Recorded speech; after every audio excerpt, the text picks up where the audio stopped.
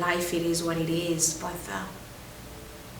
you can either let God help you with his help, write the last chapter of your life, or let the enemy take the upper hand and finish it like whatever what he started, whatever way you want. But take the courage, take the risk. You take a risk every day anyway. You drink coffee, you go to a doctor, you sleep in that table, it cut you in pieces, you don't know what they're doing, they put on this tube, all these pills that you buy in the Walgreens. Did you read the side effect? It's longer than what it's even more than what you're trying to hear. That's what I want to say, is just even taking a pill every day, your pill that you trust, someone who cook it in a laboratory, you take every day, that's a risk. Driving your car, it's a risk. Eating that food in a market full of chemical is a risk.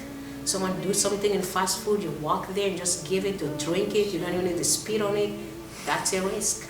So, walking with God also, he created you. No matter how much your wife, your husband gonna love you, your child, they were never gonna sit there and count your hair. I won't do that for none of them. I can't, I'll forgot even when I started. But he know you by name, count your hair. I think that if I risk all these things, crazy things that we do in this life, I'll give him a chance. What do you have to lose anyway? There's nothing.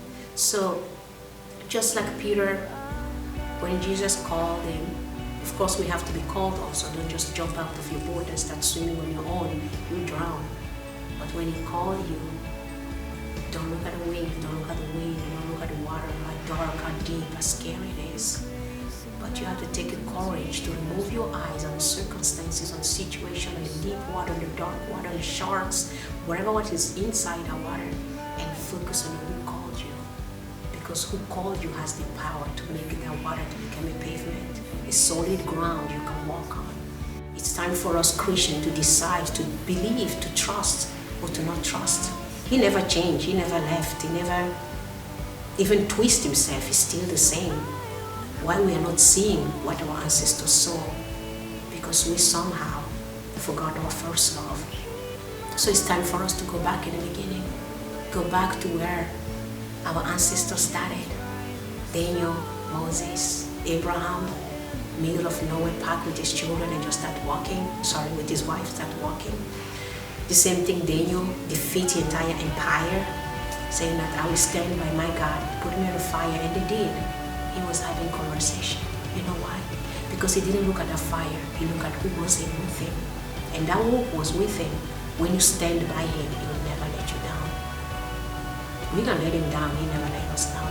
He proved it over and over. We read it, we get excited, but we don't follow up with. It's time for us to follow up. It's not just a story, it's something that happened. People try to build so many boats, Titanic drowned. There is a primitive guy who built the greatest boat ever, never drowned. Noah. You just say, hey, start building. He didn't say, you don't understand. Go get someone who knows engineering. You just start building. Faith, obedience. That's the key to everything we're facing today, to our next step, to fight the next battle, to be the salt, to be the light. It's not about talking anymore. It's not about belonging in something, in a legacy. It's about living the legacy of Christ. So I just want to encourage you, my brothers and sisters, wherever you are, don't read the Bible just you're reading any book. Start picturing who wrote that book for you, who left you that treasure map. It is, I call it a treasure map, you know.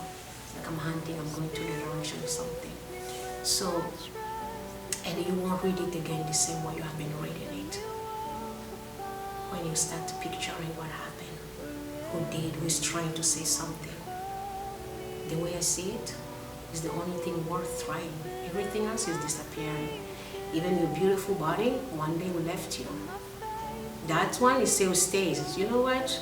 For some of us who have been rejected all your life, you hang on in something that stays.